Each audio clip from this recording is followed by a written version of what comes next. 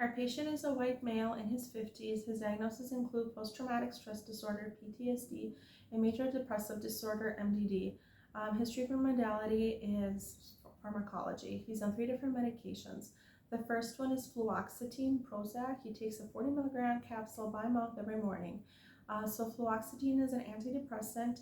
It belongs to a drug class called SSRI, selective serotonin reuptake inhibitor. And how it works, it blocks this neurotransmitter in the brain, blocks the reuptake of this neurotransmitter in the brain called serotonin. And serotonin is referred to as the happy hormone because its role is to regulate mood and emotional stability. So by blocking the reuptake of serotonin, there is more serotonin in the synaptic cleft. Research has shown that patients with depression oftentimes have lower levels of serotonin. So by increasing our serotonin level, we hope that some of those depressive symptoms resolve. The second medication the patient is on is quetiapine Seroquel. He takes a 300 milligrams and a 50 milligram tablet for a total of 350, and he takes it at bedtime. Quetiapine is classified as an atypical antipsychotic or second generation antipsychotic, and it works by blocking and reducing the activity of serotonin as well as another neurotransmitter in the brain called dopamine. So while serotonin is linked with emotion, dopamine is linked with the reward system in the brain. So it's primarily processes pleasure, motivation, and movement. So although the patient does not have schizophrenia and does not have a paranoid diagnosis, he endorses feeling paranoid, and also he endorses hearing voices occasionally. So as an antipsychotic, Seroquel can help reduce those hallucinations, and it's also FDA approved as an adjunct treatment for MDD. The last medication that he's on is olanzapine or Zyprexa. He takes 10 milligrams by mouth at bedtime.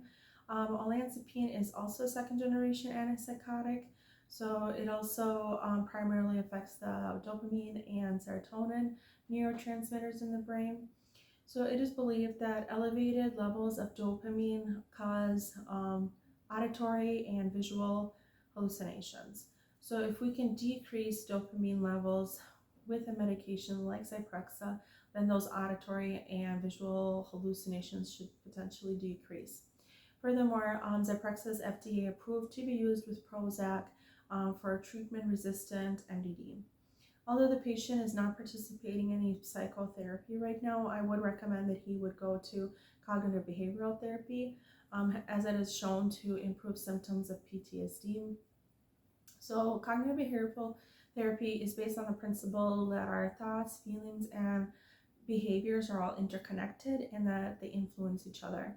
It is made up of cognitive and behavioral therapy combined together. So the cognitive portion involves exploring the patient's core beliefs, exploring any automatic thoughts that they may have, any cognitive distortions, any negative thinking, and replacing those with more positive and balanced thinking. The behavioral component of CBT focuses on conducting behavioral experiments to challenge the validity of the patient's cognitive distortions, as well as teaching them techniques and skills on how they can modify their behavior into more helpful and positive behaviors. Lastly, mindful techniques such as being present in the moment and non-judgmentally accepting thoughts, feelings, and experiences without labeling them or trying to change them or suppress them could be incorporated into CBT as well to make it more effective.